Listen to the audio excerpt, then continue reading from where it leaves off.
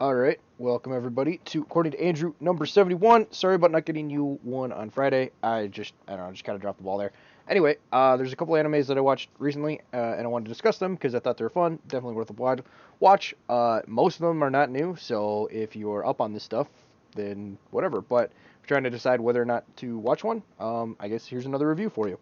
Um, so the three are Made in Abyss, Overlord, and I put all my points into defense so that I won't get hurt. Yes, that is as the massive tail there. So in Made in Abyss, it's a story about um, this girl who her mom went. Basically, there's a giant abyss in the world that's like attached to this island, and it just seems to go on forever. And they're trying to find the bottom of it. And there's all these relics that are tied to it, and so it's like this mystery that basically the human race is trying to figure out, or this at least the people that live in the village that surround the abyss are trying to figure out. And each step that you go to, there's more and more extreme conditions that you get put under until eventually you get so deep that if you tried to come back up, you would die. So goes the story, or the legends, as it were. And so this girl that you see here, Rika, her mom was a legendary explorer, and so she kind of wants to follow in her footsteps, and also believes that her mom is still alive and somewhere down in the depths, and nobody's found her body yet. So she wants to go down and find her. Um, so that's kind of the premise for the story. It's only 13 episodes, so it's pretty quick. The last episode's like a double length one, so it's really closer to 14.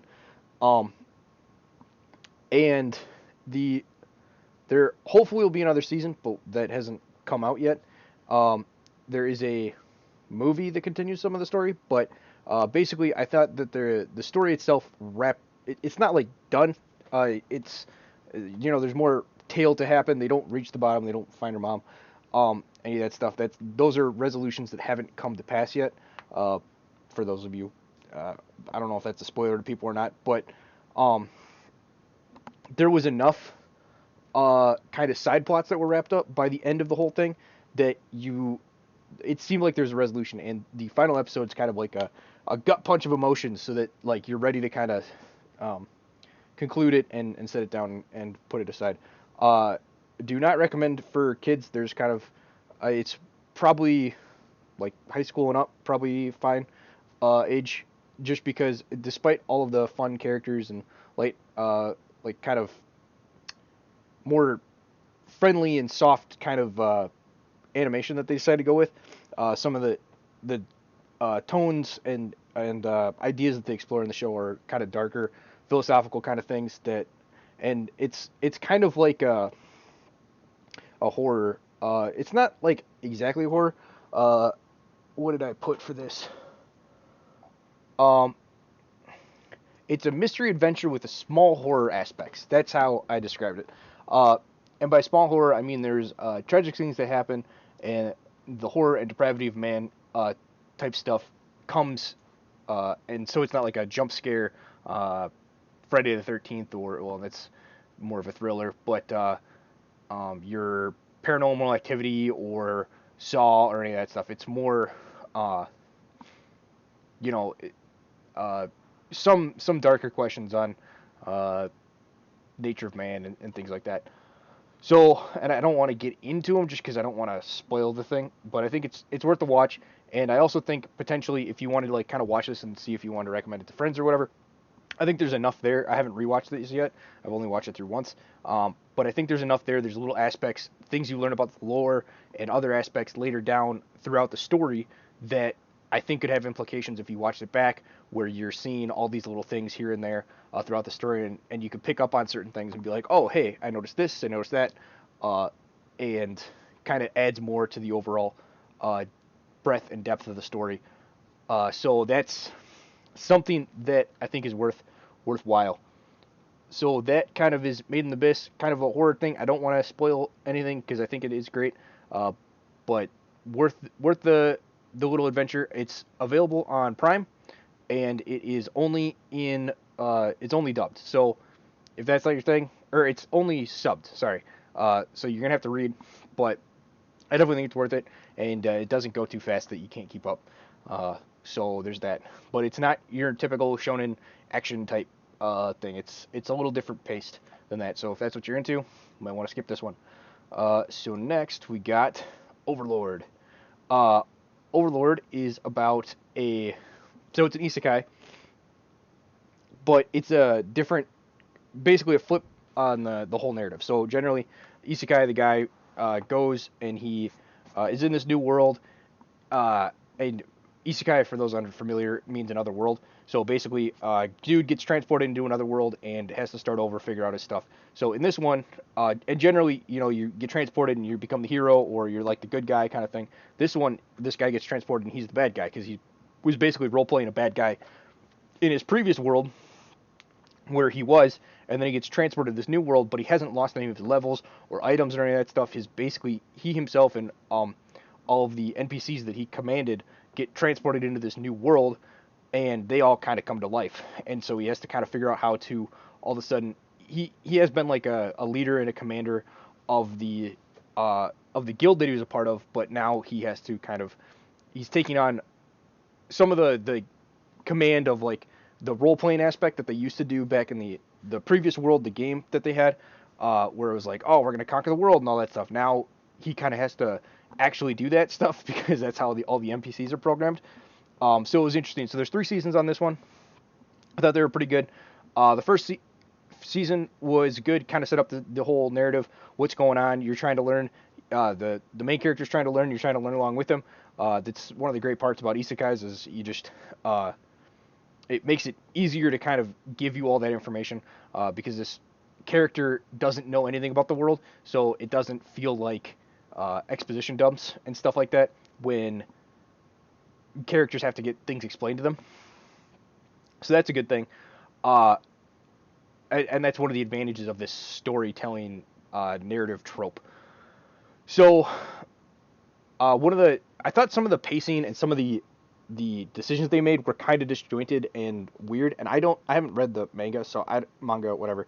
I don't know if that's the same there, but there was some stuff where it seemed to jump around, and it was like really odd, like some really weird cut things. So that kind of bugged me. I wasn't a huge fan of that, but that's more of a technical issue. And the first season, there was certain things that seemed disjointed, and there wasn't really a plan. But he's trying to figure out what's going on, so it's a little acceptable. The second season is the weakest season by far. It's really obvious when you watch it. I got kind of, I went through it pretty quickly, but I was kind of losing interest. And then the third season is just absolutely amazing. I was like, it flew by, and I was like, oh man, this is the last episode already. I think the third season's actually my favorite because there's less of this jumping around in the story, and there's better continuity in the whole thing. In the first season, he's having minions go out and do various things for him, but they don't do a good job of explaining where they're going or why they're doing certain things. It's just kind of like, hey, we're following these people, and they don't. It takes a little bit to actually get some of the backstory and understanding of these characters. So you're like, some of them, because they're jumping around so much, are kind of forgettable. You're like, who is this, and why is this person doing this, and why do I care about this? So it took a little bit to get that going. In the second season, the first half of the season follows this like lizardman arc that is just pointless. I don't know. I don't know why it's there. It really, I don't. It's dumb. So you could just like take that out, and I don't think there is a single thing that you would not understand about any of the seasons. You could just skip the first 6 episodes or so of the season, and you wouldn't miss anything. The second half is better because there's like it's tiny more political intrigue and some of his other dealings that he's doing. Because he is pretending to be a good guy adventurer on top of being this evil overlord guy, and the reason he's doing the adventurer thing is to try to pick up intel and understand the area and surrounding areas, and it's safer for him to do that while he's disguised as an adventurer. So they got that going on. So there's certain things that make sense, but like some of the stuff was kind of disjointed and it didn't make sense. So there was that going on. But yeah, the third season really started to bring stuff together. I'm looking forward to a fourth season just because things started to the plan started to come together, and now you didn't have these disparate story arcs and things going on with these different characters that didn't seem to be going anywhere because they actually have a plan. They're moving towards this overall plan, and there's various tentacles and webs of it that are kind of weaving together and coming together now. So That is good. I'm liking that. Um, and that kind of wraps it up there. Things get kind of heated, and people kind of change sides and stuff like that. The picture up here is the main character's other persona, the good guy persona that he does. So, and it's really cool because it's you know, you have this super overpowered character that can just wipe out like a million people with like one spell and stuff like that, and they don't.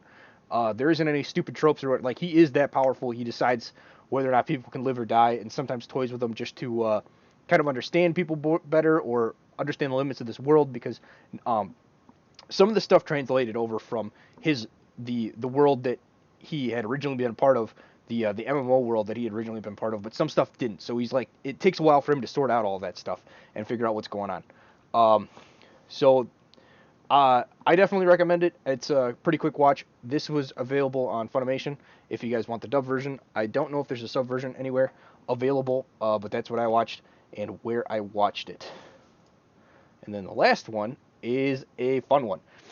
This is, I don't want to get hurt, so I maxed out my defense, which was, I thought it was great. There's only one season out. There's apparently going to be a continuation. This is a little bit like Made in the Abyss, where I think there's 25 episodes in this first season, but this is kind of like Made in the Abyss, where yes, it doesn't, just the way the story is set up, it isn't necessary that you kind of continue. They kind of concluded most of what they needed in the story, and you'd be like, all right, that's good enough for me. I'm done.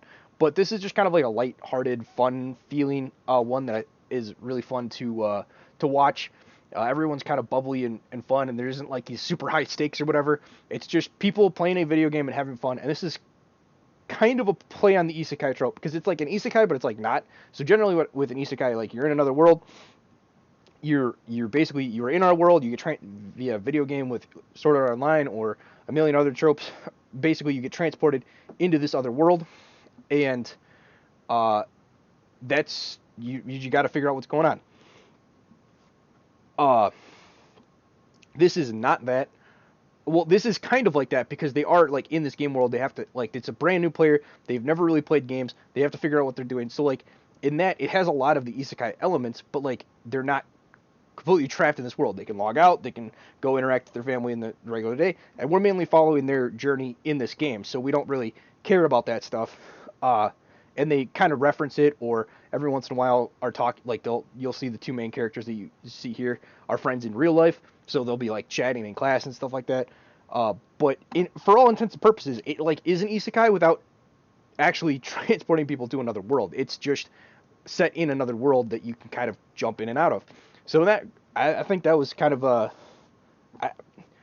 haven't watched all of the isekais, so I'm sure there's another one out there like that. But this is the first one I've seen that is like that. So it's fun. It's basically glitching games by accident. So everyone knows like that time that if you play video games, it's a fun watch because everyone knows that time that you're like a little kid and you had no idea what you were doing with any of these games, and so you did like this really dumb build that doesn't make any sense. And you just decided you're going to pour all your stats into this item, or you're going to do this weird thing.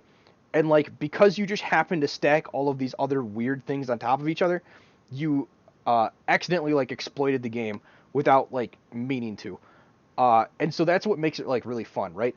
Obviously there's people out there like the Spiffing Brit, Legend of Total War are two that I watch, where they try to find these exploits. They try to stack modifier on top of modifier on top of modifier to like really like just blow games out of the water and really kind of change the dynamic of the game and what is possible and reframe your whole way of thinking about the game overall and kind of break its mechanics.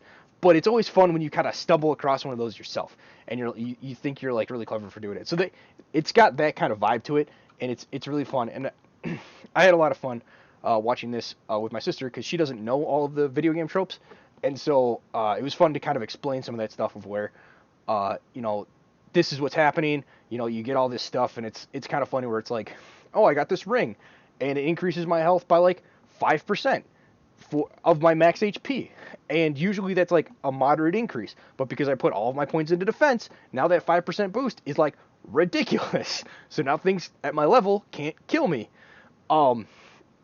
and then that stacks onto another thing, which stacks onto another thing, and so you get this like snowball effect that can happen. And so I just had a blast watching this. I thought it was super fun, um, and I think it's an enjoyable anime that you guys should check out.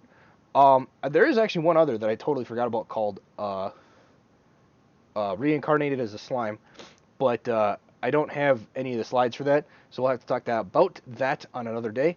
Uh, but thank you guys for watching. I thought this was fun, recapping some of the shows I watched. Let me know if you guys have watched any of these, what you guys think of them. I'd be interested to get your guys' takes on all this. And have yourselves a good day. Goodbye.